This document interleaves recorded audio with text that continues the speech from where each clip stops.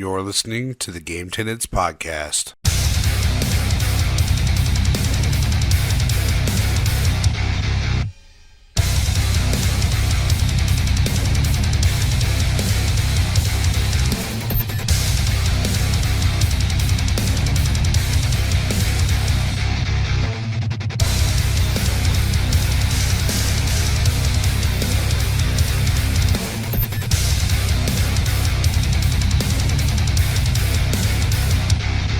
What's up, and welcome to the Game Tenants Podcast, the failed adventures of two gamers and their quest for Gamecast stardom. AKA worthlessly lazy, but so game crazy. This is episode 93, and I am Church of the Game Grinder, and as always, joined by my excellent co-host, Jason of Corpsewood Gaming. Well, thank you. What's up? Staying safe? Staying safe, staying indoors as much as I can, which is not as much as I want to, but nevertheless, yeah, I'm being as safe as I can and gaming up as much as I can without irritating everyone else in my house. I would like to be able to say it hasn't changed my life too much, but it has, because I usually hang out with friends on weekends and I'm starting to get a little stir crazy. Hey man, you got a room full of friends. Video games are your friends. We'll definitely playing some games, but it'll be nice to hang out with people again. Well, I mean, hang out with my fiance, but she's awesome. But I want to hang out with my other friends that I hang out with on the weekends. I haven't played D&D in a while. I'm itching to do that. You can do that shit with webcams and stuff. True. We might be. Yeah, something you're just being lazy. We might try to figure something out with that, because I would really like to play D&D. It's been too long. But I agree. We were supposed to hang out this past week, and then didn't go down. God damn it! No MGC. Dang it! I woke up Monday in the worst mood. Like, I was fine all weekend. Like, I thought about it Friday, and I was like, And that's why I sent you the Pocketberg video. Well, the kicker is weather was great. Well, it snowed here, and I was like, missed me. Oh, it did? Yeah, it snowed. No, it's Canada. We just get brief snow once in a while. Randomly. Yeah. Well, it is what it is. We'll make it through this, and just have it snowed today a little bit, and I was like, bro, read the room. No one wants you here. And then it literally stopped right after I said that, and I was like, I have the power. But nah, I try that every time it snows. It was just good timing on my part. Mind over matter. That's what they say. Exactly. So, what are we talking about on this episode? It's a whole bunch of shit. We actually have things to talk about, like some significant, some sad shit, substantial. Yeah. So, some news that someone might be seem to be holding out on us, trickling little bits here and there, but let's get to it already. Talk about some games. Said company. Yeah, some games. I've played some games. How about you? I played some games. But with that said, let's talk about an old game. A retro game. The retro game highlight. Last time, Linda, aka the Gamer Girl, joined us, and she talked about Samurai Showdown for the Game Gear. Yeah, that was pretty good. So what you got for us this time? I'm gonna go with Mischief Makers. Ooh, nice. You ever heard of Mischief Makers? I have. I've never played it though. It's a pretty cool game that I want to play again. And my hopes is that me mentioning it as a retro game highlight will remind me that I need to get back into it.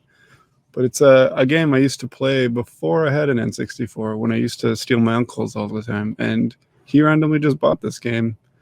And it's like a 2D platformer with this really kind of strange mechanic where you like shake things, and that's like one of the main things the character does. Just grabs things and goes shake, shake.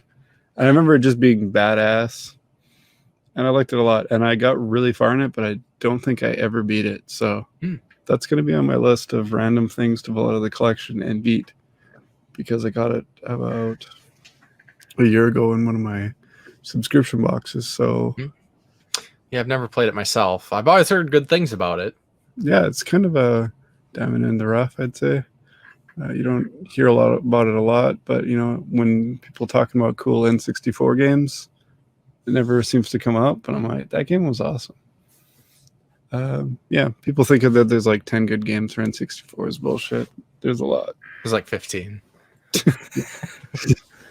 You've only played 15 games? That's sad for you, bud. No, there's. Oh, yeah, you're talking about the wrestling games. Your favorites. The 15 Yeah. wrestling games you own, and that's all you have for N64? I mean, I don't. I like the wrestling games. I just refuse to play them. I even called you up for MGC last year, and it didn't go down. So sad. But yeah, you did all right in the battle royale anyway. Yeah. Better than I did.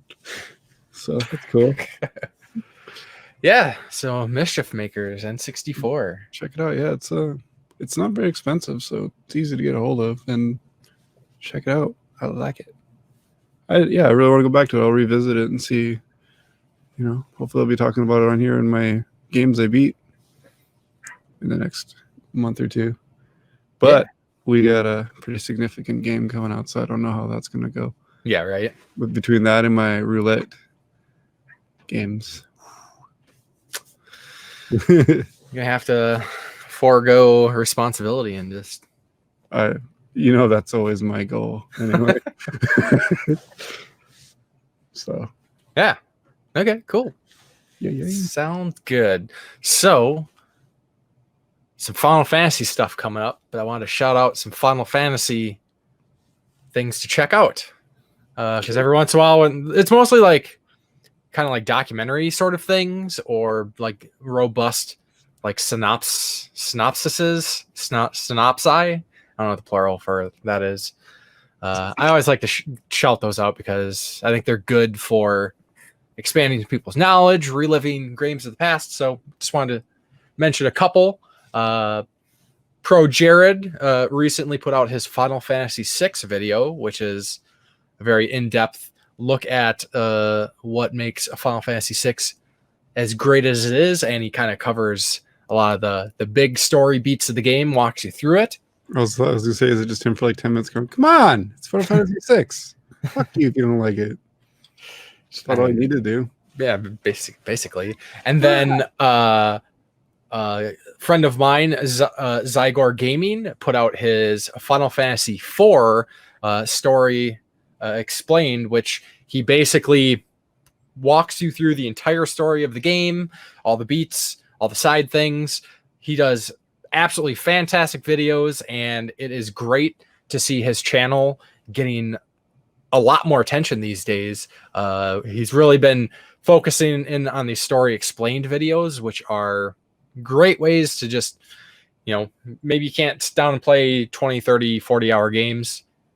Check out one of his videos and relive it vicariously through him, and you get all the good story stuff. That's good, because as much as I love RPGs, I suck at completing them. Even if I do start one, like I'm really bad for finishing them off. So that come in handy for me. Then I'm not like, it's not like meant to be self-masturbatory or anything, but I just wanted to say 5 years of the game grinder.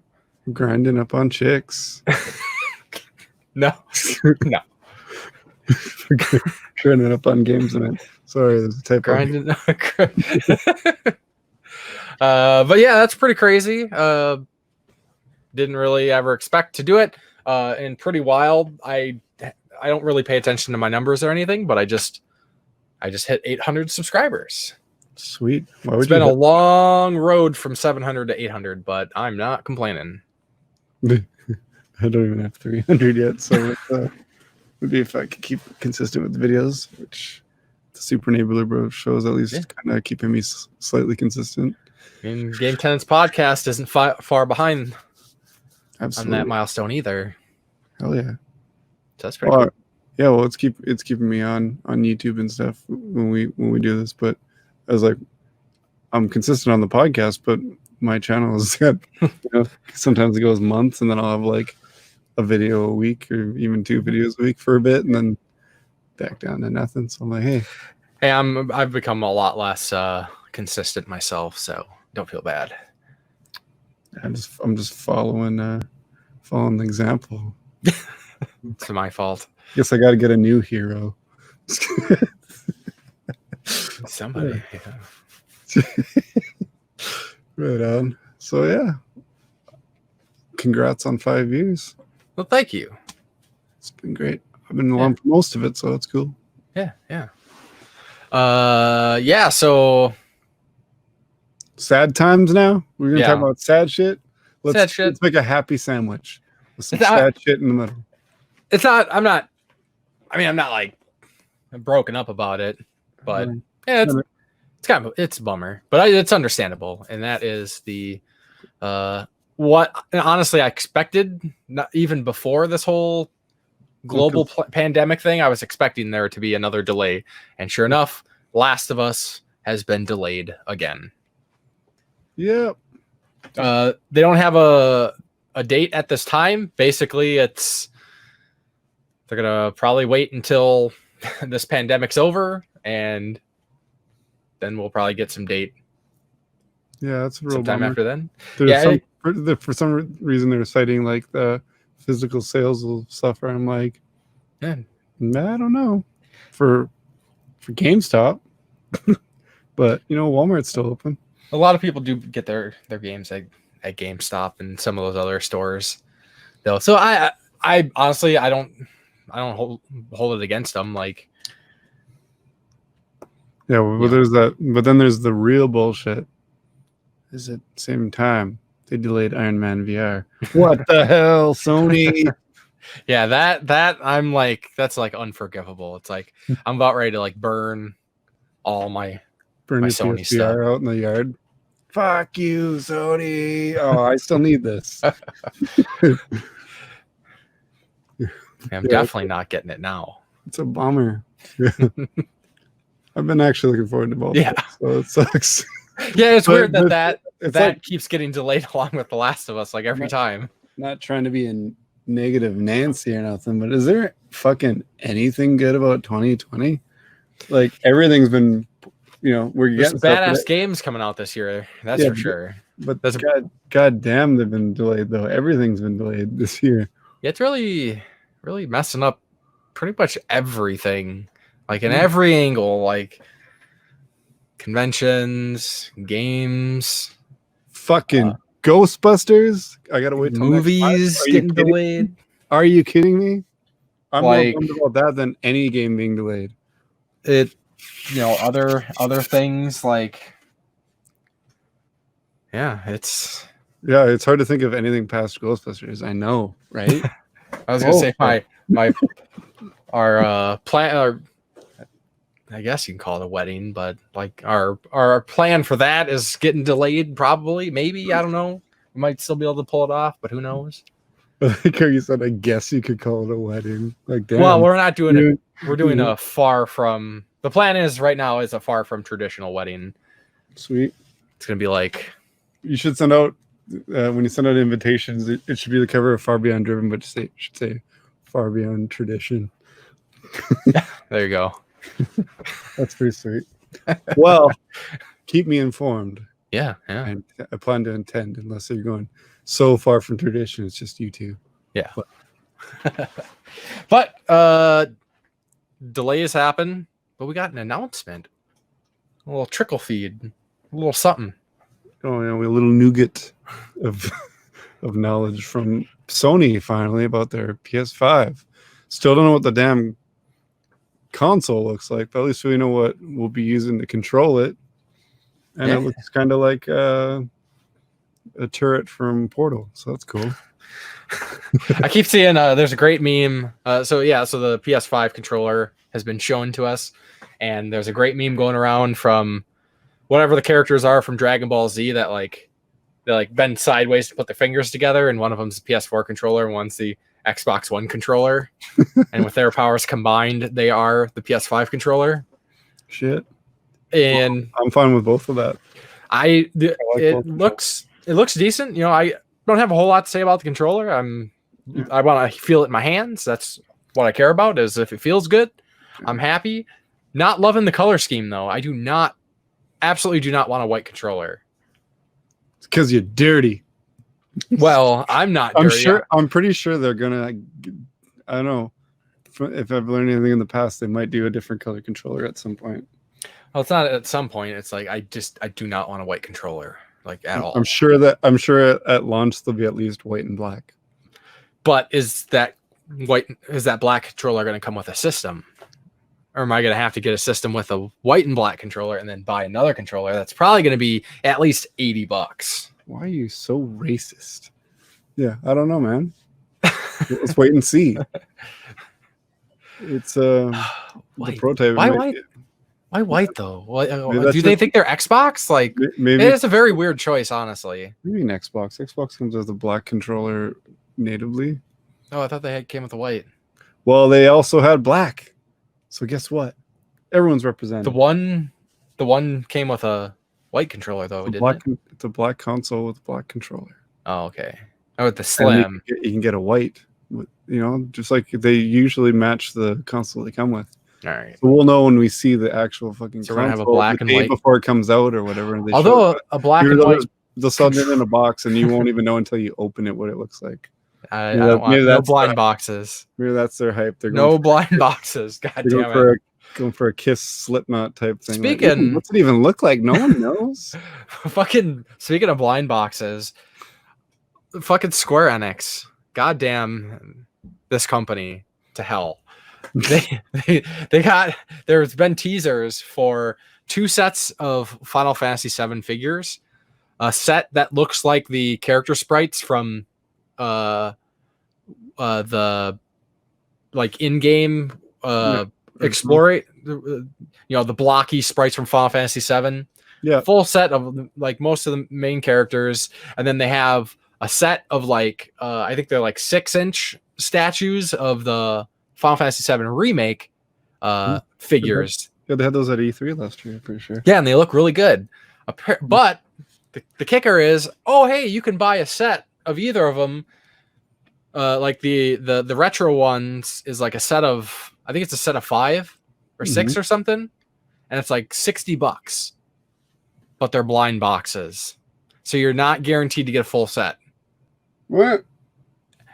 Also, the Final Fantasy VII Remake figures that like high quality, 6-7 inch figures.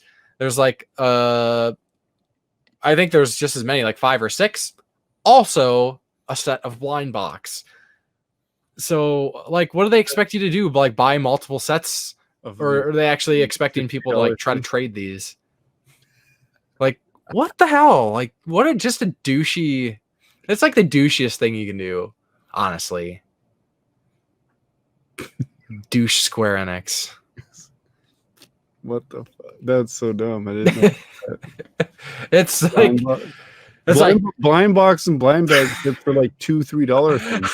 I'm like cursing them the whole way through on placing the order for the retro figures. It's like you sons of bitches. God damn it. And I'm putting in my PayPal info. It's like, God, what the fuck? Buying it, but God. I mean, I really do. What I'm hoping with the retro ones, because I'm just getting the retro set for now anyways, is that there will be other people that buy them, and then like when I get them, if I get doubles, I'll post them online, and I'm sure I have a small confidence that I might be able to trade somebody to get the ones I need. You just hinting that I need to order these 2 so we can trade. Maybe get 5 of the same goddamn one. Yeah, right. It's like you've God damn it. Fucking Square Enix. That's so dumb. I'll just wait and buy a complete set up somewhere. Because someone will have the complete set, you can just buy it later on.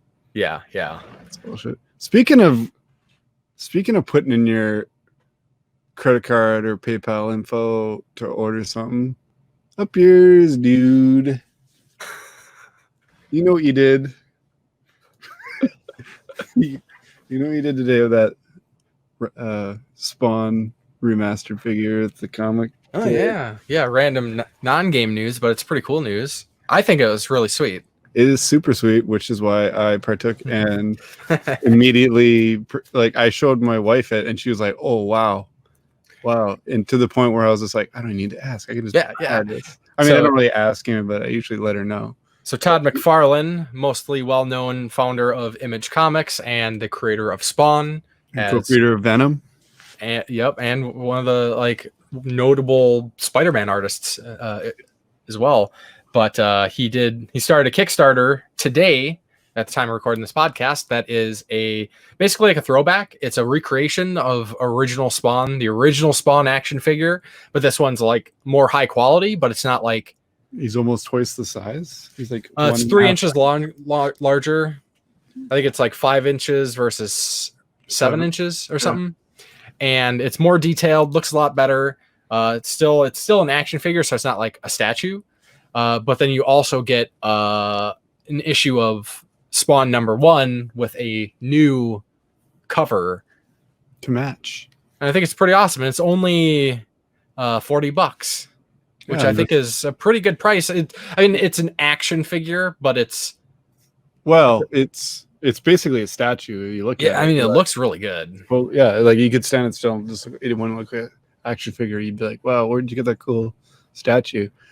And actually, there's 3 different variants of it too. There's the original, there's the modern one where he's got like his head like cut in half, or like he called it his current face. And then there's like a artist's render, basic black and white version. I'd call it more gray. I don't know why he was calling it black and white, but maybe they had yet to paint that with a different head. So yeah, you can buy all 3 of them together, and you can opt to get an autographed version too, and that's what I did. So yeah, it's awesome. Pretty rad. The Spawn's always been one of my favorite comics. It's been a long time since I actually read this through the series, but I still have all my Spawn comics from when I was reading it. It's always had a special place in my heart.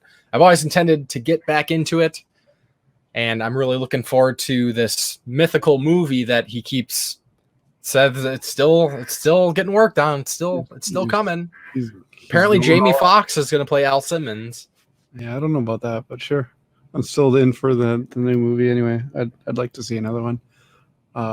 Yeah, I was supposed to get a big pile of Spawn figures from a friend of mine, but someone apparently he was going to bring them to town for me because he is from here, but he lives out of town.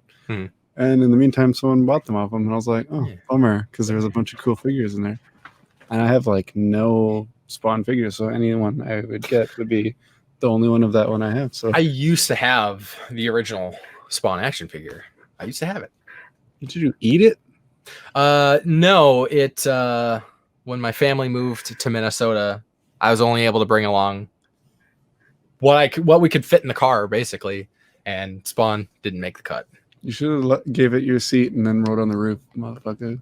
I think that's what the case was. I'm pretty sure I got it before I moved to Minnesota. Maybe I got it afterwards, but I don't know. I don't remember what happened to him. Bummer. I kept all my comics though. That's good. Yeah. I seen them. You got some cool stuff. And I continued collecting Spawn for some years after I moved to Minnesota too. But I'm a bit behind because he's just rolled over 300 issues. Yeah. So. And I'm way behind. But anyways, even get some trades or something to catch up. So or get the CBR files and read them. Yeah, probably. That's probably the route I'll end up going. But, there's also. Did you know there's Castlevania action figures too? Yeah, for the new series. Yeah, and we've been meaning to talk about Castlevania Season 3. Yeah, it took me a while to get past a couple episodes because, having time to watch it. But now with the quarantine, I think even before the quarantine, I finished watching it. But yeah, so what'd you think about this season? I thought it was great. I saw a lot of people complain about it, that it was just meandering and didn't really do anything. But I didn't feel that way. It's one of those ones where at the end it makes sense. But it seems slow for a few episodes. You're like, they just throwing there's more episodes each season. I'm like, if we're gonna get more episodes, but it's gonna be filler episodes, that's kind of lame. But by the end, I loved it. I loved the end of it. And my only complaint really is I wish Alyx had more to do besides weird two ways. I can agree with that. There was it was all like character stuff.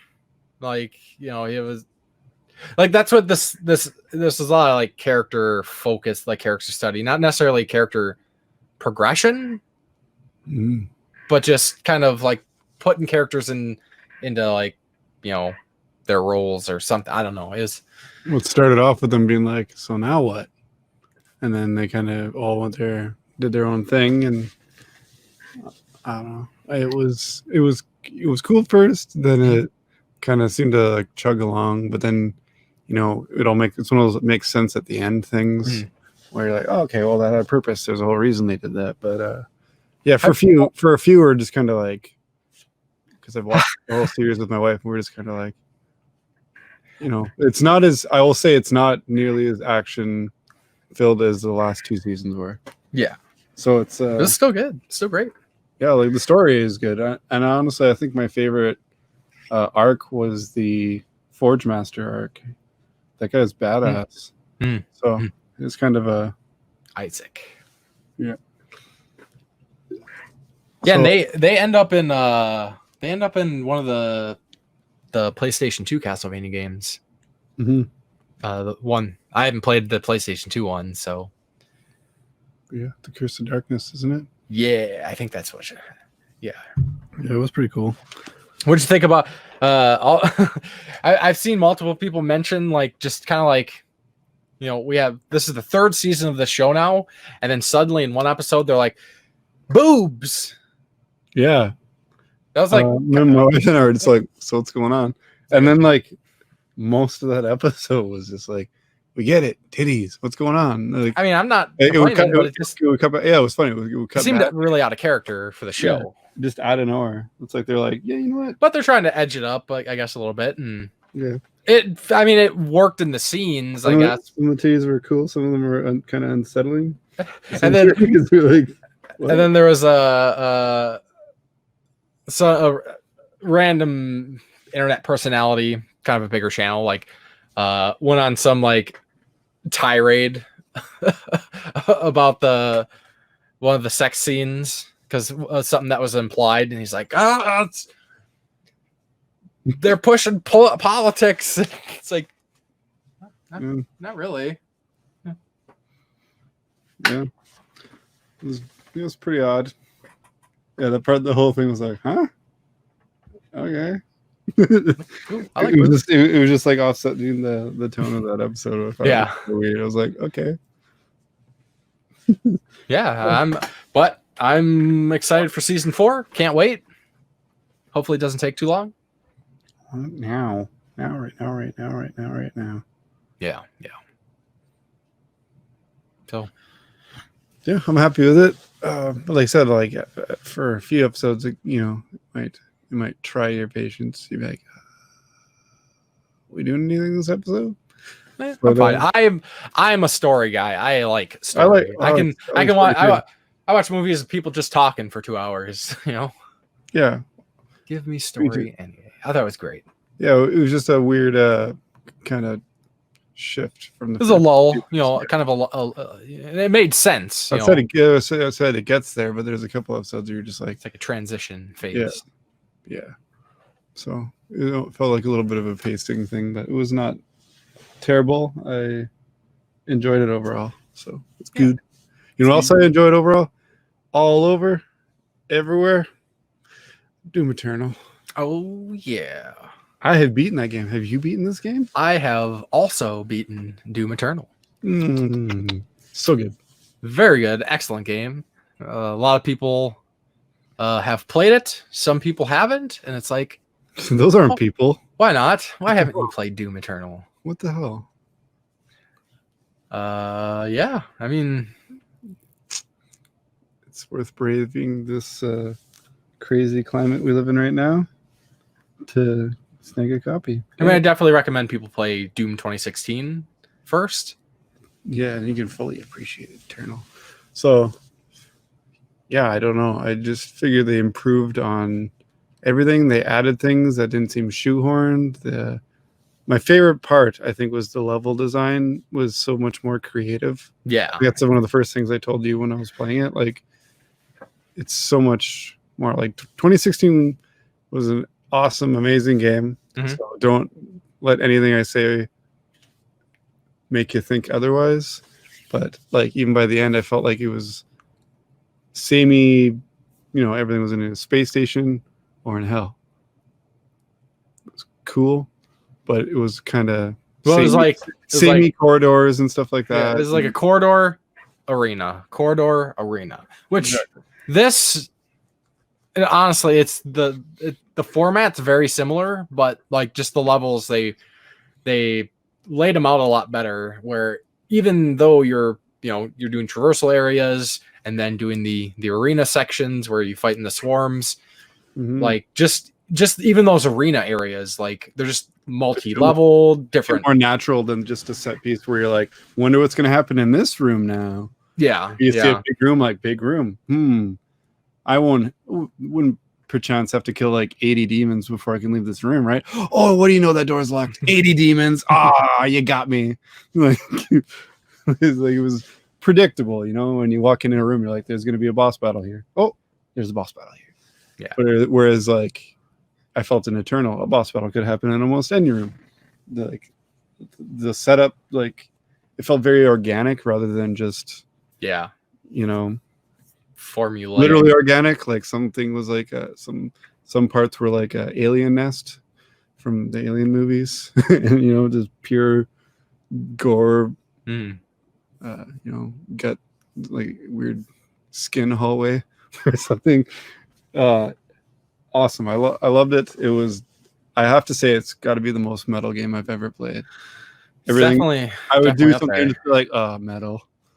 Like my favorite thing to talk about is that one part where there's like a crack in the wall, and you're like, how am I gonna get that? How am I gonna get through that crack in the wall? And then you just punch a four-arm crucified demon corpse through it, and you're like, that's how metal.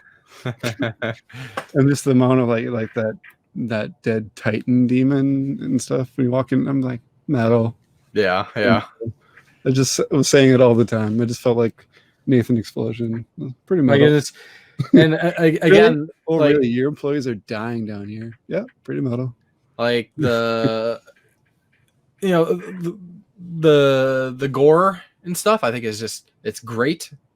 The glory kills were more varying. There was like a couple different ones. There's like 3 per enemy, depending on how you approached them, almost. Yeah, so they didn't get old as awesome as they are. Like, but they're so fast. It's they're faster, and I was gonna say they seem like, they didn't get old after a while. I felt like I was fine with them the whole game. Whereas like I was like kind of like, the more you depend on them for health in 2016, I found, then in this one, like there was multiple ways to get health. So I didn't feel like I was like having to glory kill absolutely everything. Yeah. Just kill it. And the added little predator shoulder cannon flamethrower was a nice inclusion to help get armor too. Guess how I felt about that? I fucking love Predator. So I don't mind that they aped that shit. That shit was awesome. Yeah. No, I thought it was great. And then the his arm knife. Yeah. Yeah. At first I was a little put off that there was no pistol. The pistol was like your go-to when you run out of ammo on the other one, but you didn't need it. And I was a little, after a little while, I was figuring like, oh, it's because they upgraded every weapon and they added some cool new features for the weapons and the chainsaw recharges. And the only thing that bugged me at first was it seemed like I was always running out of ammo. Oh yeah. And even with like upgrading the suit so you had a bigger ammo reserve and all that, and it was until I realized that a bar of the chainsaw would replenish after time, allowing you to saw even like the little weak thrall enemies, the little husk looking things like Mass Effect style. So you would just get they explode into like a shower of ammo for you. So that once you kind of figure it out, you get it. Yeah, it's not really a problem anymore. Yeah. But at first I was just like, come on, man. Yeah, and I'm definitely a person in games that like I do generally like, oh, I really like this weapon. This is the only weapon I'm going to use the entire game. And I do that all the time. But I liked particularly how Doom Eternal, like, you're just constantly like cycling through your weapons, but you're constantly getting refilled on the weapons that you do want to use. Yeah, like I basically did the shotgun with the grenade launcher anytime I pretty much could, because it was a good shot with it. That was pretty much my go-to as much as I could. Anything with like a mounted cannon, you could just hit the cannon with it and blow that off and not worry about it anymore. And I like the targeting. You could target things more, I found, in this one. It wasn't just like you're hitting anywhere on their body and it's doing the same thing. Like this one, when like the what the hell is the thing called? Like the spider with that looks like Krang in a spider. Yeah, you could hit its mounted cannon, blow it off, then it's barely a threat. Yeah. And then the hell is it? Why am I forgetting the name? Got the statue of it with the last one. Why am I not thinking of the name of it? Revenant? Yeah, the Revenants. They got the two of them. You can do the same to theirs. You can blow them off. The guys with like the cannon arms, you can blow their arms off. Mancubuses.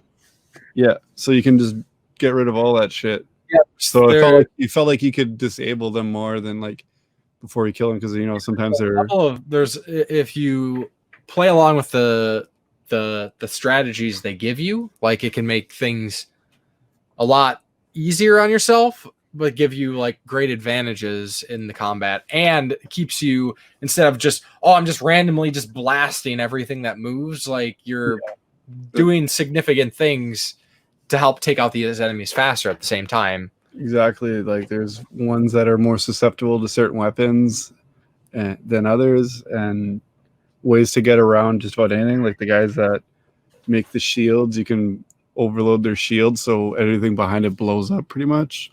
I've heard a couple people complaining about those shields. I'm like, no, man, just use like just use the pulse cannon or whatever it's called, and just shoot them a bunch of time. You take them out too. Yeah, exactly.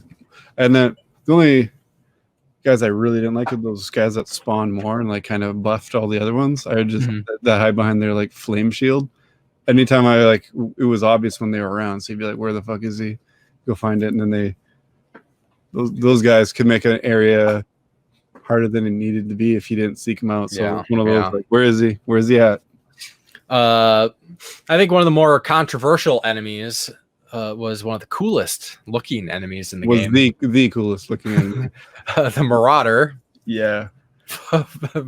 I wasn't. It was frustrating to deal with him all the time, but it wasn't like that bad. I just deal with the, juke around and take care of all the other enemies first. Yeah, it's all I was gonna say. On their own, they're easy, but when there's something else around, you have to like run away from them, get rid of anything else that's nearby, and then take them right out. But and sometimes there's a few times when like I was just dealing with the other enemies, and somehow like just from explosions and stuff, I ended up taking down a couple Marauders. I was like, oh, okay, cool. Yeah, because they generally could block any of the more powerful weapons. So, but the double barrel shotgun dispatches them pretty well. Yeah. And what did you think about the grappling hook? I didn't use it as much, but it was pretty cool. It was a cool.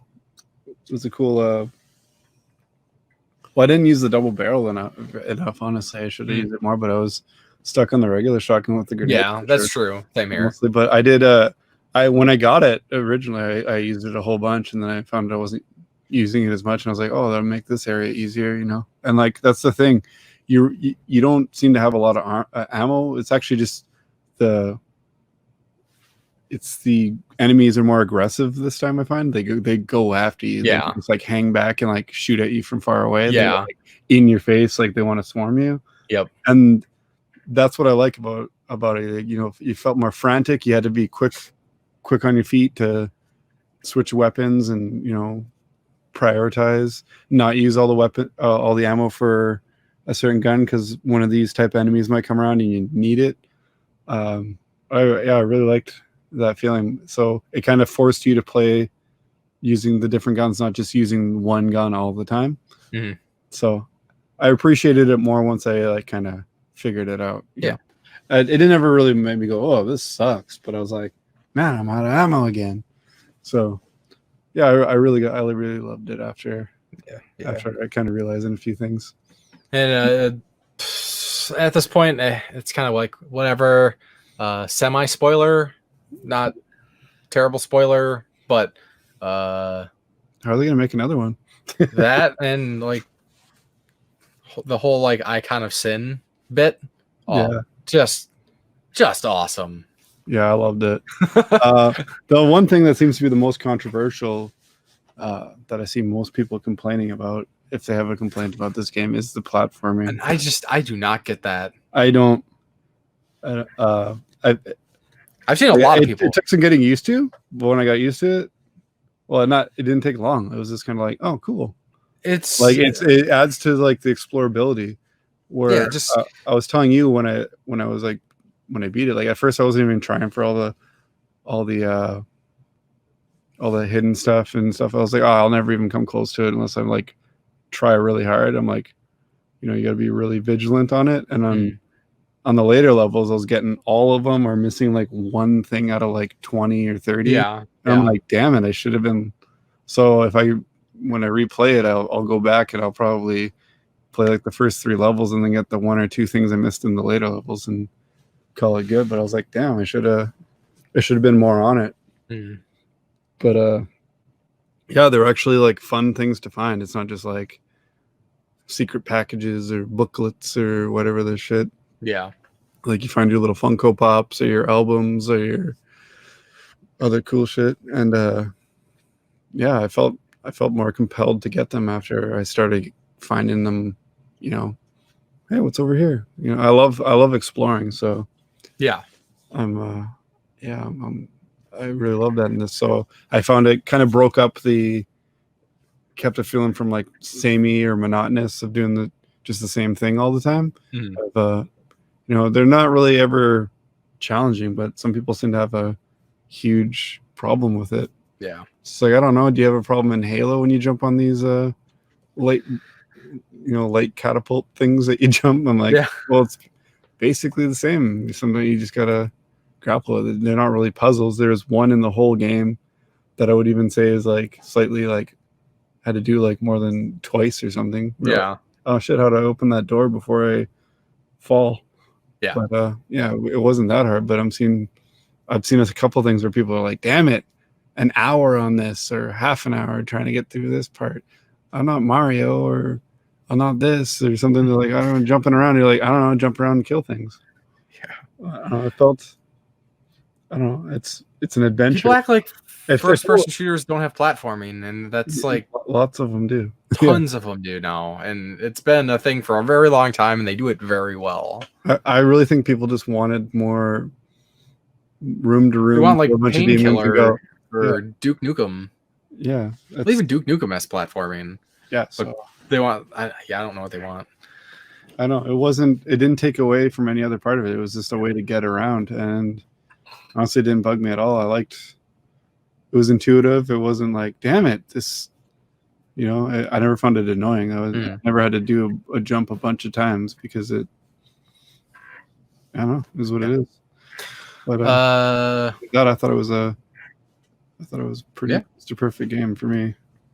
Well, should we talk about the story and everything? That was amazing. Yeah. And then another game. Yeah. Another game. What's that game? It's a remake of another game we love. Yes, Resident Evil 3 Remake, baby. Yeah. Put Resident 3 on the document. After Resident 3. Oh, I thought we were talking about the old folks' home game. Never mind. Resident 3. Oh. Oh, I don't know. I didn't play this game. What's that? But yeah, Resident Evil 3 Remake. After the absolute masterpiece that Resident Evil 2 Remake was, I had very high hopes for this one. Yeah. I didn't read a lot into it. It was one of those kind of sold from the get-go thing. Yeah. And the few things I did read, I find it kind of a little bit misleading. But what did you think of it? I'm happy. I enjoyed it quite a bit. It wasn't on the level of Resident Evil 2. I Not didn't think close. they didn't nail it, No. but they did a great job. Yeah. I thought. I'm not saying it was a bad game. It was fun to play. It wasn't broken, but I felt it skimped in almost every way, to be honest. It was an enjoyable playthrough. I'm not even talking about the length of the game. Mhm. Because length in Resident Evil games is super subjective. You Yeah. can speed run any Resident Evil game in like an hour if you're trying, you know? Yeah. I mean, it took Or me. you could take 8 hours. Like Yeah, it Resident took me Evil almost 2, 8 hours to get through it. Resident Evil 2, like perfect example. Last year, I was like 7.5 hours on my first playthrough, and then I did my Claire playthrough in like an hour and a half. Mhm. So there's that. I could have taken just as long to do the other way. But this one, I wasn't rushing along in any way, and I beat it in like, it would have been 2.5 hours if I had paused instead of hitting the inventory Well, what was your button to go upstairs. because it gave you your like game time, but then it gave you like your play time. I was like 4 hours, I think. Okay. 4.5. See, yeah, for me it was like 7.5 hours. I didn't even make any saves. I literally just went from the autosave. I just went. I don't save know. a lot, as you can see. Well, and the ones that didn't do autosave, I was like, you memorize where the save Yeah. is, and anytime you're even close to it, like, yeah, you could kill one zombie and be like, you know what? Yeah, I'm gonna save. I would say really my only complaint. So Resident Evil 3 was always one of my favorite Resident Evil games. I Same here. replayed It was original. one of the first ones I beat. 2 and 3 were the only ones. I don't think I ever beat the original on PlayStation. Rather than, even though it's like one of the first games I had, I know I beat 2 and I know I beat 3. Okay. But, Yeah, so I did replay Resident Evil 3 original before replaying this, just because I wanted to, play it again and then have a good comparison. Yeah, refresh. And the original one, I thought the layout of the city just felt like there was more area to cover, and it felt at times like it was more chaos, because this is well into the city collapsing and things going on. It's where Resident Evil 2 was, the outbreak like just happened. It is happening. Like things are falling apart where things fell apart already. And so and 2 and 3 happened at like pretty much the same time. And there's a lot of like going like across town and coming back and going this way and that way in the original, where this one, it was just like almost like it felt like you're just running around a block, a city block for most of the game, until you go into the other section, which was very similar to the original. But I after I beat it, I went back and just restarted just to see, if I'm actually trying to go through it fast, how can I do it? And I'm like, I think I was at like 45 minutes and I'm over like way past halfway through the game again. I was like, damn, dude. Yeah, like it really feels like even when you look at the trophy or achievement lists, it's very obvious they're like, oh, you'll just go through it a bunch of times. So because there's a bunch of stuff that you can never hope to get all that in one playthrough. I mean, like I said, I really enjoyed it, but for the Resident Evil remakes, this is the first time when I would say, if somebody asked me, should I play? I'm playing through the series for the first time. I'm to Resident Evil 3 now. Which one should I play? And I'm gonna stick with the original. I would too on this one, but with the asterisk that says, if you can do both, do both, because I think it's definitely worth playing. But I love the fact of it being in this engine. I like this engine more than the original style. Like I can still do tank controls when I play a game, but I prefer to play it like this, honestly. But I'd prefer to play closer to what the original game was. For one thing, I didn't even feel like the Nemesis was even a slight threat. Everything was scripted with him. It wasn't like Mr. X in the last one. He wasn't super scripted. I didn't feel like he was menacing. I didn't feel like I was being stalked like in the old game. Yeah, the old one, you encountered him a lot more, but every time I ran into him in OG, like I was just like, all right, let's go, let's do it, and I just take him out. And in the original, when you like actually like down him, then he's gone. He'll stay gone for a while. Where this one, he just like, oh, gotta take a knee, catch my breath. Yeah. Okay, let's go. I think that's what I really, really liked. It like added more of an actual horror element. I found it too, was Mr. X being completely unpredictable. Like he's literally always walking around looking for you. And I really liked that. Whereas in this one, like I just knew like, oh yeah, he's gonna pop out of that part of, he's gonna smash through this wall always at this part. Like it's always like, you know, you never like, you know, looking around for something, trying to find something else, and oh shit. Yeah, totally original. He was more. I was kind of hoping for more of that kind of shit. Yeah, like, original. He was more kind of like Mr. X, where he was pretty much always sort of present, unless you downed him, which would give you some time. But then, sure enough, here he comes. Yeah, exactly. That's what I felt was kind of underwhelming with him in this one. I felt like he wasn't even really much of a threat. He was more of a set piece. I like the boss fights with him were fun. Yeah. And stuff like that. But like overall, I felt like he was less imposing, even though he, compared to the originals, I would say he was almost more imposing than Mr. X was in Resident Evil 2. But yeah, like I said, it was fun. I'm not going to knock any of the actual gameplay. It just didn't quite live up. And the handgun felt just useless in this game. Yeah, it wasn't great. I mean, in 2, like I took a couple headshots to kill people. Yeah, you can go back and listen to our episode. We complained about how strong the zombies were. It takes sometimes like one, you just get like, because there's like a critical hit system that just happens. So every once in a while, it's be like 2 shots and the head blows up. But even in 2 remake, it was like sometimes it's like 7-8 shots in the head, and they're still not even. Well, I found in this one, at least in 2, they would like kind of stumble back a little bit when you hit him in the head. Sometimes they just keep going. Like, what are you shooting spitballs at me? And a little less so in this. And in the last one, when I did my second playthrough, I barely even killed any of the zombies, but I'd kneecap them, and it's not effective in this one.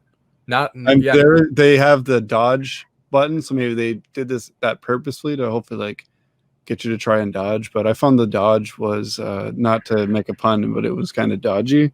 Like sometimes I would do the exact same timing that I did with another enemy of the exact same type, and it would not work. And I'd be like, oh, it would be like I didn't even push the button. And I'm not one of those controller blamers like I pushed the button, but it was what it was. But yeah, and it's worth, because I've seen various comments about the dodge, and some people think it's overpowered, some people think it was underpowered, but the dodge was present in original I remember in Nemesis, because they threw bigger crowds of zombies at you. So it was, and the Nemesis, because the Nemesis was so aggressive, it was your chance to try to mitigate some of that, which it worked out pretty well, because in original it was the same button as your fire button. So usually, I'm shooting with my gun already and enemies are just approaching. So like it would just, because I'm tapping the button to try to fire, because guns fire slowly, I would get the dodges constantly. So I had more success dodging in the original. Yeah. For this one, it took me a while to get that timing down. And zombies, I was able to dodge very well with Nemesis, but for some reason, zombies is just all the time is like. Honestly, it would be like she didn't even try to dodge and they grab you. Yeah, I totally get that. Honestly, the only part where it really bugged me was when you go in the sewers and those fucking things that look like the plant from Little Shop of Horrors. Yes. Would try to. And I would do an easy dodge of one, and I would do, because it would be basically the same animation. And like I said, that's kind of messed up too. I would do the same thing with them, because I didn't even try to kill them. It's like, of course. Maybe this is just me, and it's like, why they got to throw in the throat rape monster? Yeah, it's like leave it to the Japanese. Yeah, it was very aggressive too. It's like, okay, all right, that's a thing that just happened that went on for like 5 seconds. Oh yeah, the worst is that where you get that on animation where the zombie was like trying to like get at you and you're pushing its head, and I'd be like, I'm not even hitting the button, just bite me so I can die and start over, that kind of thing. Where you're like, damn it. I will say, actually, Power Metal Gamer was sharing some of his thoughts, and I totally forgot about the defensive items. They completely took out the defensive items, which that would have probably. Well, you have a knife, but it never gives you the option to stab them with it and fuck off, right? Or use the grenade, the flashbangs. Yeah, the grenades in their mouth or anything. Yeah, like that would have. They're in there, but you don't. Yeah, you use them as a regular weapon. Like that's so I ditched the knife almost immediately when I realized that, because I was useless. I stuck with a knife for quite a while because like. You shoot the zombie in the head like 4 or 5 times and they fall down, and then I always walk up to him and like knife him like 5 more times to finish him off. Otherwise, it's like, oh, he's not dead. Now I gotta shoot him 4 more times, or I could just knife him 7 times.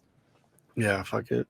So, but I mean, weapons felt like almost pointless being there, and then I really enjoyed it despite its shortcomings myself. My main gripe, though, I have to say, is when I read about it being like, oh yeah, they expanded on the city, that when you said it, like it felt like you're on a block, like that totally is the case. I mean, they gave you a couple other different buildings to go into, but they expanded the hospital part. The hospital part's longer, unless I'm just remembering it wrong. Like you're in the hospital more than you were in the one. Yeah. The warehouse is a bit, but they took out the clock tower and no graveyard. So that's what really bugs me. I mean, I'm not expecting a game to be the same, but give us another area that's not in the other one and kind of actually expand the city. Because I thought I was going to be in like a big chunk of the city, and I'm like, I don't care. They could have added another block and had more to it. I wouldn't mind having more items to get through more areas. Like, I bet if we didn't get Resident Evil 2 remake, most people would probably say better thing or hold this in higher regard, but that set that was just so good. It's a masterpiece. I feel bad complaining with how bad I wanted it. Like I was just like, hurry up, I want this next so I can have the whole two. I got that now, but now I'm feeling like, I could have waited a year. Like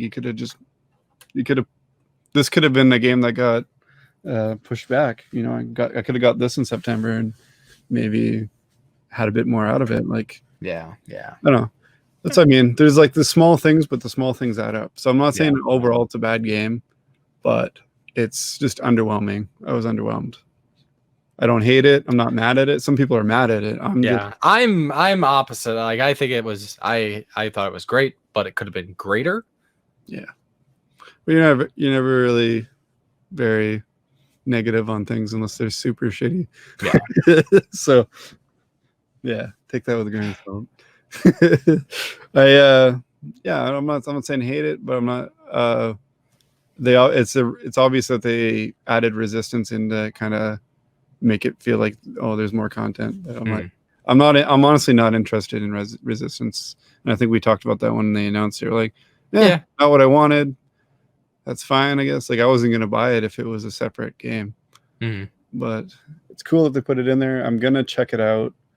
I'm hoping I like it more than the Doom multiplayer aspect, because I wasn't really into that.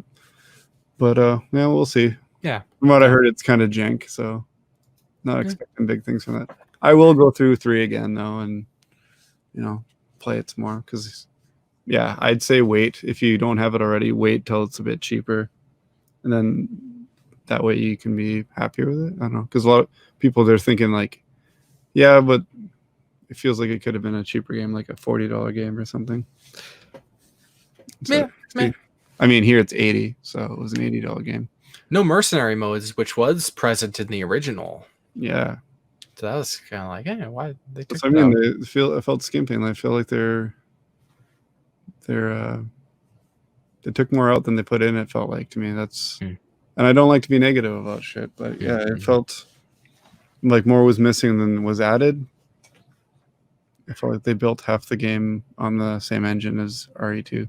Yeah. So I don't know. All right. Check it out though. It's not awful. Yeah. It's Yeah. a fun playthrough either way. But For sure. Cool. Yeah. So let's jump into the community question. Last week we asked how what are some methods, and we were trying to be like give us creative ideas, funny ideas, kind of jokey. of how Jason could get his games from across the border because he has a PO box in the U.S. that he can't get access to because right now border crossing is not allowed unless essential. So he couldn't get some of his games. Yeah, there was some pretty cool comments. So yeah. Tom, Do You Nerd left a great one. It's a little bit of a read. So sit with me here, or get comfortable. Sit back and hear a tale. Yeah. So he says how to get Jason his game. Simple enough. There are a handful of sitcoms that are sequel sitcoms picking up years after the show initially ended, right? Like Fuller House. When that 70s show was on, the 70s was a big deal. Then the 80s craze is on the decline, and the 90s is still hot. The idea is to reunite the cast of that 70s show, and we're looking in on them and their kids in the 90s, with the premise being that all stars we loved so much are now face-to-face with the carbon copies of their younger selves, which they've matured and they now have a harder time accepting, along with the changes of technology and the social scene and the challenges it presents as well. Now, that 70s show took place in Wisconsin and would continue to do so. And one of the heavier bonding moments of the series was when the boys made a trip across the Canadian border to buy beer before they were old enough. They were then caught and shenanigans ensued. What makes anything revisiting something from before so endearing is revisiting themes. So the idea would be that the show would be revisiting this particular episode. The details we can hammer down later, but it should be more lame, as that would make it funnier when the parents are like, yeah, we tried this.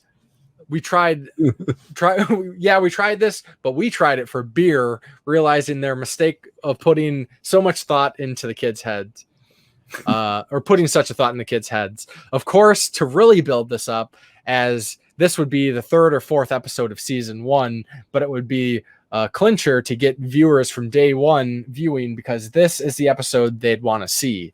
Of course, we'd make it a huge deal via social media, maybe even set up some burner character accounts leading up to the moment. We'd be cross-country promoting this as such a benchmark US and Canada crossover event that we, of course, would be setting up press events. And that is when we do the deed. We'd pick the game here, toss it in the trunk, and cross the border. Even if we're checked by the border guards, they're not going to think anything of it. We're not taking it to some Canadian citizen. We're just some Hollywood guys being Hollywood guys with their games in the trunk. Easy peasy. Bravo. That's A+. A+. Damn, he put more thought into it than I did. It's my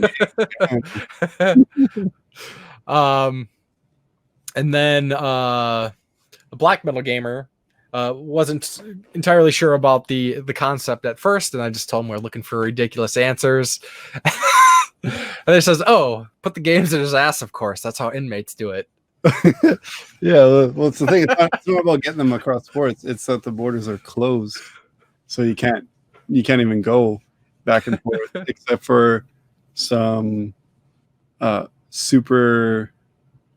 They're pretty strict. You have to go across for work is about the only way you can go across right now. And I happen to have good news, because as we're recording this, my Final Fantasy VII Remake First Class Edition is showing up tomorrow. Yeah. I happen to have a sister-in-law who lives on the other side of the border who has to cross for work, and she came and picked up my mailbox key to get today. So I should actually be getting that on time, and I'm so stoked. Awesome. So heck yeah. I was thinking it'd be more like the first scene of True Lies, where there'd be ice there still, and I'd have to go under it, and then I'd have a tuxedo underneath. and I meet on the other side. And then when they asked for my papers or my ID, I'd be like, here's my ID. And I just light a smoke and then just use the lighter to blow up a shed somewhere nearby, them, and then make off with my game. That was my thought. Perfect. I had it all planned out. I was gonna get a hold of Schwarzenegger, ask some questions to help hammer out the details, but I guess I don't have to do that now.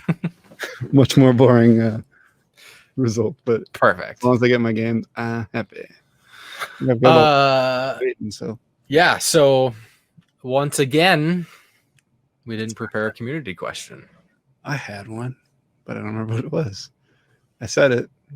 If it was anything to do with remakes, we've already asked that in various forms. No, I don't remember. There was another thing, but I don't remember it either. Shit. So here we are. Yeah. So I guess I'll just go topical. Do with the events of things going on and people tending to be home a little bit more, is everybody finding more time for gaming?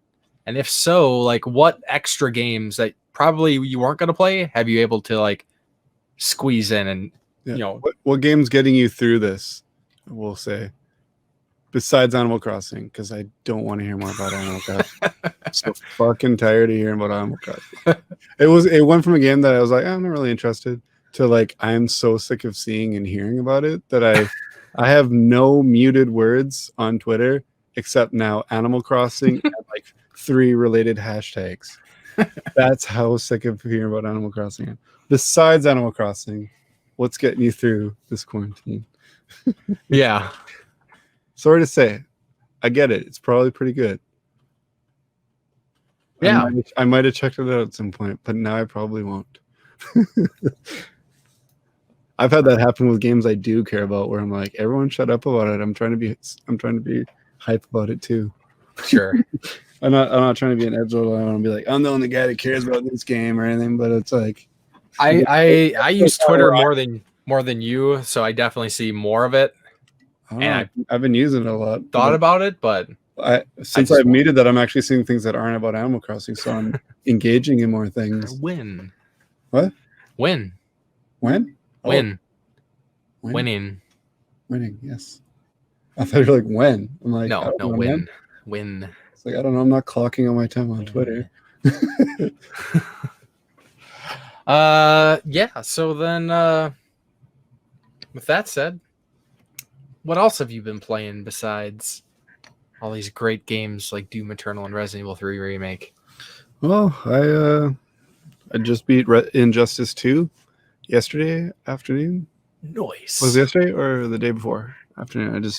I want to play this. I've played a match here and there, and I own it on both consoles, but I just finally was just like, I want to play through the story. This is the reason I bought this. And yeah, I still need to get those games. I don't have them. Super good games. Super good. I love the story of the first one, and this one just adds on to it. And NetherRealm just kills it with these single player stories. Yeah, since like Mortal Kombat 9, they've just been nailing it. Yeah, I love the way they tell the story, where you aren't just like pick a character and play through the whole game. Mm-hmm. You actually just play a variety of the characters. Yeah, and it doesn't just feel like, I love the old Mortal Kombats and Street Fighters and stuff, but they had very little as far as story. It's like, oh, there's a tournament, you got to win it, because shut up, just play it. Mm-hmm. And now it's like so much lore and story to the fight. Like a lot of the fighting games have that now, so it's great. I'll still totally play battle to battle for no reason games, but I really appreciate a good story in these fighting games. I'm actually starting up Soul Calibur 6. I just got the collector's edition a couple weeks ago for a really good price, and first thing I did, I was not impressed. I went to create a character, and I was like, I was talking about it, how I was going to try and create us both. That's not possible, because it's a super in-depth character creator, but there's no such thing as beards in Soul Calibur world. I was like, I'll just use stock characters then. I'm like, who was the guy that was like, nah, they don't need beards. They need like 99 different kinds of armor and weird hats and this and that. But, So if I want to make a beard, I got to make it out of like weird items to make it look like a beard. So right off the bat, not a good first impression, because I'm used to character creators in wrestling games where you can make fucking anything, anybody. And yeah, I'm sure the game itself is fun as hell, but who the fuck is it? I would buy a beards DLC to be able to put beards on things, man. Come on, man. It's like, yeah, it's one of those ones where there's like one type of long hair that isn't like a specific, really weird, goofy looking long hair. So you're going to use it for anybody with long hair. And I'm like, come on, man. I feel misrepresented is what I'm getting at. But yeah, I'll play some more of that. I played a couple of fights and it was fun. But right off the bat, I was like, damn, dude. Besides that, other games I beat recently were Wolfenstein: The New Order and Wolfenstein: The Old Blood. I previously beat Wolfenstein: The New Order on the 360, but I had never played much of the current gen version, and I have all 4 Wolfenstein for the current generation. So I was like, you know what, I'm going to run right through that and finally get these other ones out of my backlog. And I loved them both. Yeah, good stuff. So there's a couple of points where you're like aren't even sure what to do, but you figure it out pretty quick. The Old Blood, even though it was basically almost like a DLC, a shorter version, I enjoyed it a lot more than the story of the New Order. It was a lot of fun. Yeah, I did like the Old Blood, but I didn't. It was a little less. I was less impressed by it than it literally it literally felt like it was like a DLC for the New Order. But yeah, I found myself. I think I liked the new weapons the most. The zombie section was awesome too, I thought. Yeah, that was out of nowhere. I wasn't expecting that. Yeah, I was like, oh shit. Yeah, I was kind of thrown off. I was like, what the hell's with this guy on the front? They don't look like that. And then that happened. And I was like, oh, all right. I liked the stealth parts at the beginning of it, especially. It was really, gotta make some things up. It made it feel different. I wasn't just feeling like I was playing an add-on for the New Order at that point. But I like that it went its own way within within the confines of the lore of the Wolfenstein game. So I give that a big thumbs up. I'm glad I played them both, but yeah, I definitely enjoyed the Old Blood more. There's some of the weapons in that are just amazing. Whereas the New Order was basically, your run-of-the-mill machine gun, shotguns and stuff.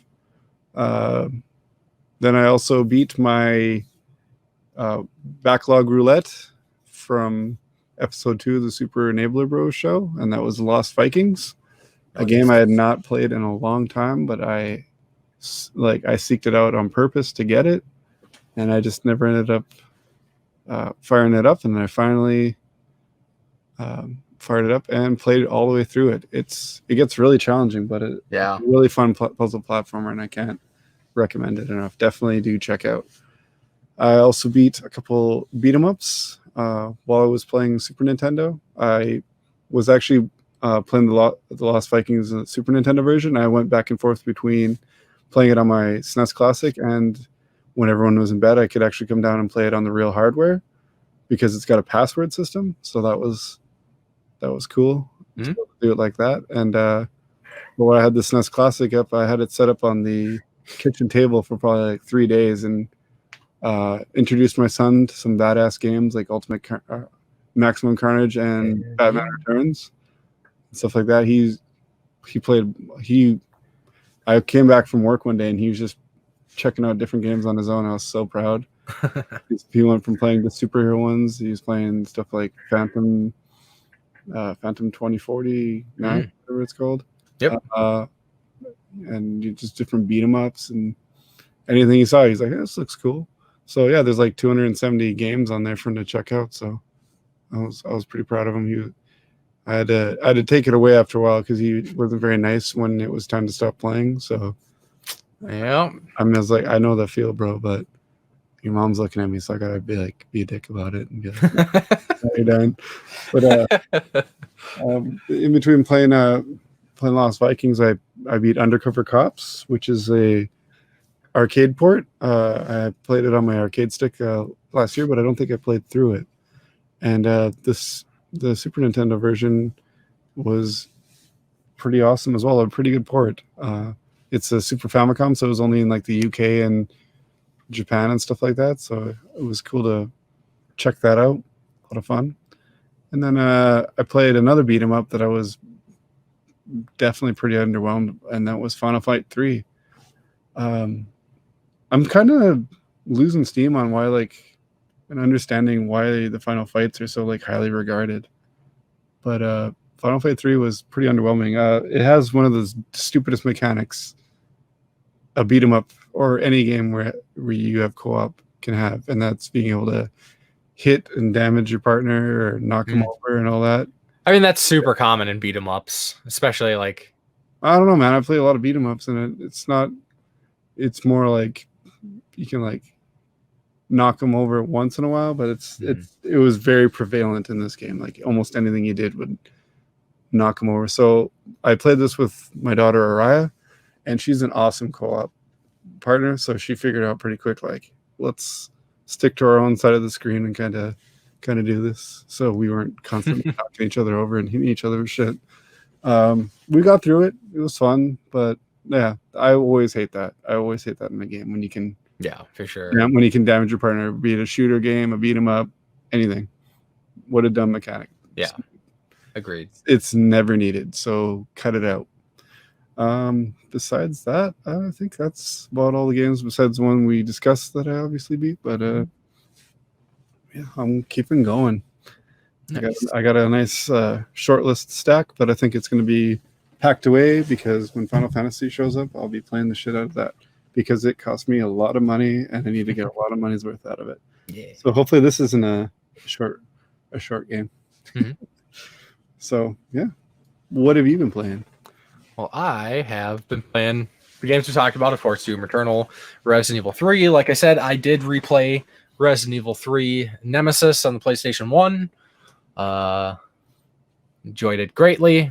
Like I said, it's one of my favorite Resident Evils, top 4, honestly. It is really good. Like I can put down, I played 2 and 3 almost in really quick succession when I got around to playing them. And that's actually one of my most wanted GameCube games, honestly. I have it for the PS1, but I have all the other GameCube Resident Evils, and I really want Nemesis. So it was actually one of my go out of my way to find games at MGC this year, but that ain't happening. Yeah. Then one of the games I was most excited about, I wasn't sure if things were going to work out in my favor to where I could play this game, but I ended up building a new computer a couple months ago, and one of my friends was nice enough to let me borrow his Oculus Rift, and I was able to play Half-Life Alyx, and holy shit, was that game awesome. It is my favorite VR game at this point. I would imagine it's probably maybe I still haven't played Blood and Truth, but this is like it's like the perfect FPS in VR. It's not all just constantly shooting, you're doing some exploration. There's platforming, but you don't like actually jump. I was using the teleport movement, which I'm perfectly fine with. Yeah, you can switch and have it do constant. Constant what? You can have it do the constant motion or whatever. Okay. But you don't actually jump. You still would point to like the other part of the thing. Yeah. And then you can do like different ways that it will do the transition. Like it will do like kind of like a fade move, or it could just instant move. But it just it controlled like a dream. The physics, so good. I mean, if anybody remembers like the significance of like Half-Life 2 and the Source engine when it came out, like this is like that for VR. Like everything, so much stuff is interactable. The design was like so much detail. Like at no point did I look anywhere and was not like I feel like I'm in a real place. Gameplay was great.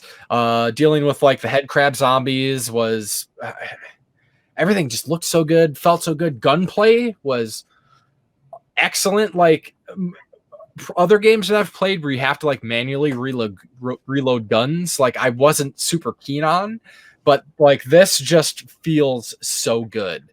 Like you can find ammo and items to like upgrade your guns, and when you pick up extra ammo, you just do a motion like you're putting it in a backpack, and that's how you store your items. And then like, so with the pistol, you'll be, you know, popping your shots off.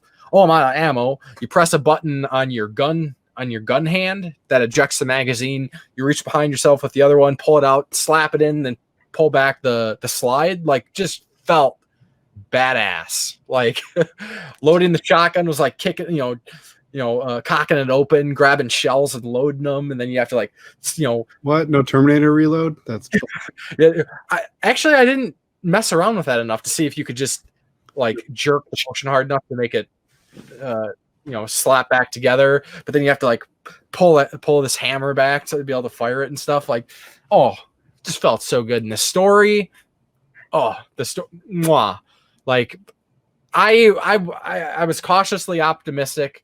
I love every Valve game. Valve's one of my favorite companies. They make all of the games are like my favorite games ever. Like I love the Half-Life series. I love Left 4 Dead, Portal, Team Fortress. And like, wow. I can't really say much, like, especially the end. Like, I was just like, does it give you more hope of? I'm glad I have bladder control because I would have soiled myself, because I know, like, I was just like, my mouth was open. Like, I was in like, holy crap, because I'm so invested in the series. And like, I really hope that this means like they're actually looking into doing Half-Life 3, because oh man, like if you get the opportunity to play Half-Life Alyx, if you can only play it for like an hour, like you might not be as impressed with it, because like they start you like just kind of like getting used to this world in VR.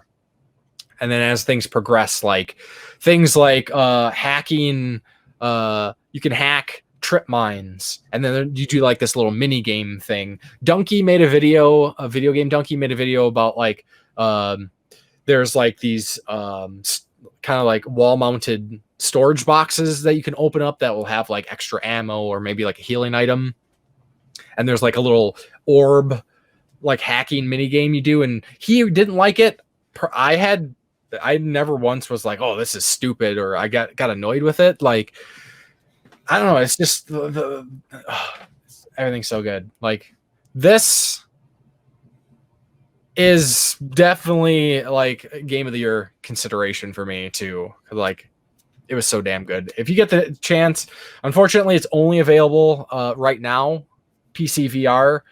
Pretty much everything can play it though, except if you have the dev kit Oculus Rifts, which most people probably don't have those. Those are like the bleeding edge people. Those systems came out like before there was anything else. But if you got like any retail PC VR system, the Oculus Rift, the Quest, HTC Vive, the Valve Index, like they all work. Also, I will say the controls, like using the Oculus controls, just like it took me a while to kind of adapt to doing finger manipulation, which you don't really need for this game. But if you want to do a thumbs up, you can do a thumbs up. If you want to point, you can point. You can't do a full middle finger without having the Valve Index, which does individual finger tracking. But like, it just felt so good. Like picking up items, throwing things. My hands just shoot the finger at everything. Then it would just make every game feel like Duke Nukem, because you'd be like shooting with one hand and flipping it up with the other. But it's I loved it. Absolutely loved it. So you're gonna hold on to that VR till next time I can come over, right? I'll see what I can do. Oh, dude, I lost it. Yeah, no, it was great. Super good. And then besides that, Final Fantasy VII Remake, of course, is coming out. But I was like, I really want to play the Midgar section of original Final Fantasy VII first. So, yeah. Working on that. Sweet. I guess I'll get to that, or would be getting to that in the outro here. But, yeah, that's what I have been playing. So, of course, Final Fantasy VII Remake is coming out officially on Friday, which is the day after this podcast will probably be uploaded. But a lot of people, I give a lot of credit to Square Enix for saying, "Hey, we want everybody at least to have this game on launch day." So they started sending out retail copies early. So if you got just the standard version or the deluxe version, good chance you already got the game. That's great. Very good. Digital people can preload, and it'll be available Friday. It sounds like at least the 3 people that I know, me, Jason, and one of the previous co-hosts, Justin, we're all getting the first class edition, and we're all getting it delivered tomorrow. So yum yum yum yum yum yum yum. Yeah. Yeah, super excited. But in the next couple weeks, there's some things coming out, but not really much, like nothing significant, honestly. Final Fantasy VII. Don't forget about Drug Dealer Simulator. Oh, yeah. There is the Azure Striker Gunvolt Striker Pack, which is like the compilation of the Azure Striker games, which I think is pretty cool. I've never played them, always wanted to. Picking that up myself. I finally picked up I got the Striker Pack for Switch, but yeah, it's out on PS4 now. Yes. Yeah. I wish I waited, because I feel. But it's fun to play it in general. Trials of Mana is apparently coming out soon. Apparently. And Predator Hunting Grounds. And that's about it before I cut off of the next, as far as things that are things we care about anyway. Yeah, and that's basically it. Not a whole lot, so that's great. It gives me plenty of time to just focus on. This was supposed to be the busy time. Remember that? Yeah. We were like, what are we going to play? Are we going to play Cyberpunk? Or Last of Us, Cyberpunk, your Iron Man game, Iron Man VR. Doom? But, hey, had a little extra time now. At least I got to fully enjoy Doom without feeling like, oh, man. Yeah, I didn't really feel like I rushed at all. No, I didn't rush through any of these games, even though I haven't really been. Well, I guess I have been gaming just a little bit more, especially on the weekends because I'm not hanging out with people. But I'm getting a lot more game time, and it's during the day because there's no way anyone can make appointments for anything or this and that. And my wife likes to do that on my days off. Of course. I got Monday, Tuesday, Wednesday off from my evening job, and she likes to try and go, okay, we can, if there's an out-of-town doctor appointment, it'll be on one of those days, or any other appointments, so I'm free. She knows I'm free to take everyone to their appointments. So, or we go as a family and go shopping and this and that. Now I only do the shopping. Family. So I'm quick and I know where everything is. So I just get in, get out. Yeah. And I've planned it around when things are being released, like Resident Evil 3. I did a big shop then and got everything and got the new Star Wars and all that. Yeah. That's basically more about what I plan. My shopping trips around, but so since I can't go anywhere, we're home a lot and everyone's home, so it's kind of cool spending some family time, but also just neglecting everybody and playing some video games. It's awesome. If I'm happy, it's like I had foresight to install that second TV in the living room, and it has come in so handy. I'm just so delighted. Well, with all this extra gaming time, I know you said you're working on Soul Calibur 6. Yeah. What else are you going to be playing in the next couple weeks? Well, Araya and I have been playing Final Fantasy VII, of course. We've been playing a lot of Dreams. Oh yeah. So how's that going? There's so many tutorials and stuff, but honestly, we're having fun just doing the tutorials. And whenever we get a few minutes and I'm not too busy playing another game while they're doing it, because they got their online schoolwork and stuff to do now. It just started this week. We've been playing that. We haven't really created anything super original yet, but it's pretty in depth, and I've never had so much fun doing tutorials on a game. So there's that. It seems really awesome so far. Besides that, I got no plans because Final Fantasy is going to be here. Yeah. So and a couple other games coming in the mail. I might check those out. But besides that, I've also loaded up Remnant from the Ashes and Wolfenstein 2: The New Colossus to keep on my Wolfenstein tear. But New Colossus is awesome. That was my favorite of the Wolfenstein games. Yeah, so I gotta get to that. You know, it was kind of bugging me not playing through them, but having them. Even got the collector's edition of 2. So yeah, besides that, I kind of was playing a lot of shooting games. So I decided to play some fighting games because they're a good palate cleanser.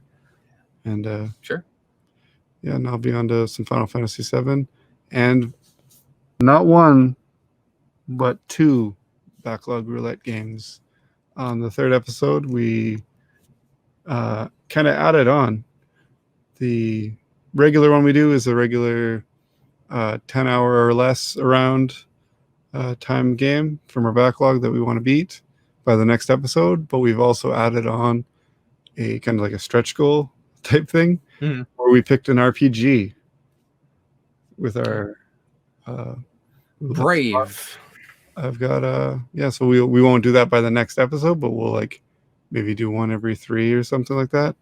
So I know Chris and I have both been saying like I want to get to more RPGs, and I have so many awesome RPGs that I keep collecting, stockpiling, want to play them so bad. I got one that I'll tell you off air because I want everyone to check out the episode to see what we got. Yeah. And I know you're going to approve of this one. I know it's one you really like. And it's one I've played before, but not gotten very far in. I've just kind of, I like to sample RPGs and then just, oh, how's this playing? You know, I'm really bad at putting the time in, especially now that I have kids. I find that's the hardest thing because RPGs are like the worst game to put down and then try to go back to later. Yeah.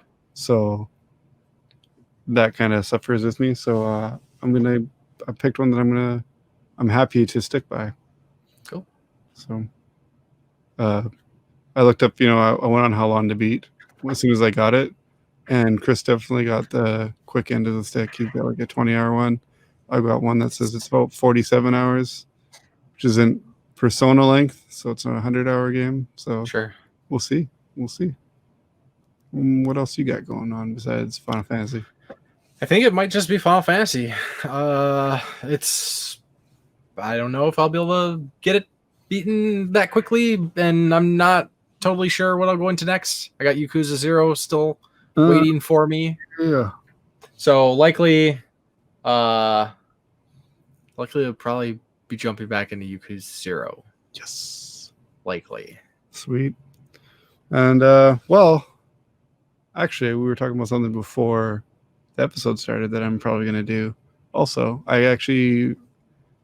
semi-started. I'm just going to play around with it, but I'm going to maybe try and take out this month's Cartridge Club Game of the Month. Oh, yeah. Which is one of my favorite games of all time. What game was that again? Legend of Zelda: The Ocarina of Time. Nice. One of my absolute favorites. It's one of those games when people ask me what's my favorite game of all time. It's like, I almost hate to toss it out there. It's such a common choice, but it often is like, is that my favorite game ever? Because I don't have a definitive favorite game ever, but it's between that and Skyrim, which is another super common choice. But I love both those games so much, so it's up there. I got a lot of favorite games, so I can't really say, but it's definitely one of those games that I could play endlessly. But I choose not to because I want to keep it kind of fresh. But I have a really good memory for that game, as I was telling you, where I'm just like, I still remember how to do everything. So it's because I hadn't played it for years. And when I got the GameCube version, I started playing it and I was just like, I still remember where everything is in this. I'm like, cool. I don't remember people's names, but I'll remember how to do that in that dungeon in Ocarina of Time. So I'll try and maybe do a quick run through of that. Yeah, and while we're at it, I'll just shout out the other Cartridge Club games. So, of course, Cartridge Club Prime Game of the Month is Legend of Zelda: Ocarina of Time. Play it on any way you can play it play it that way. They'll probably mention your version on the end of the month podcast. Then Cartridge Club Portable is playing Mega Man 5 on the Game Boy. Ooh. Then we also have the sister podcast, Quick Save Club, and they've just kind of changed up their format. They were doing Game of the Month, which it's still a Game of the Month, but they're doing 2 months now. Instead of doing an episode every month, it's every other month. Oh, okay. And they have intentions of maybe doing kind of like a I meant to tell them this, and I don't know if any of you guys are listening. You're kind of talking about ideas to name like you're going to do a little in between episode or a discussion. I think you should call it quick saves. I mean, you talk about quick saves all the time. It's perfect. Quick save. Quick raves. Quick Save Club. Quick save. It's Quick like a rave. little Quick rave about the game. Yeah, so I would really recommend everybody to get involved. You don't have to do much to get involved with the Cartridge Club. Just play the games, listen to the podcast. Be part of the discussion. Yeah, you can join in the discussion if you want. It's a game you've already played. They got a Discord, they got a forum. You start talking Cartridge Club stuff on Twitter, all the people are going to flock to you and want to have conversations. And one of the most wholesome groups of people. Like you don't feel alienated. There's no people that are in there trolling and being dicks. Yeah. It's cool. Good stuff. I mean, when I'm there, there's one dick there, but that's about it. Just me. But I don't bite. Yeah.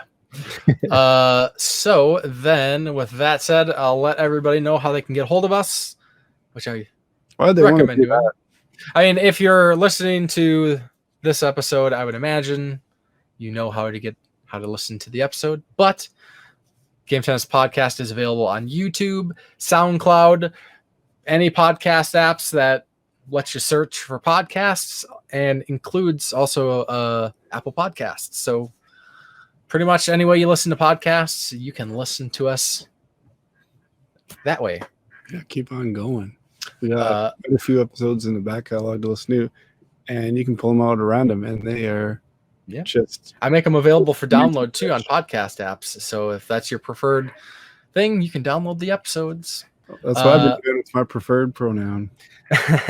Then if you want to get a hold of me, you can look up The Game Grinder on YouTube, Facebook, Twitter, and Instagram. And Jason, you can look up on YouTube, Facebook, and Twitter. Of course, Corpse Flood Gaming. That's how you do it. Yes. This is how you do it. And this, I think, is how you close a new episode of the Game Tenants Podcast. With this beatboxing? Sure. I'm not going to beatbox. Oh, we fucked it all up. Yeah, so that's going to do it for this episode of the Game Tenants Podcast. Thank you very much for listening. We end on hard feelings and resentment. Yes. Goodbye.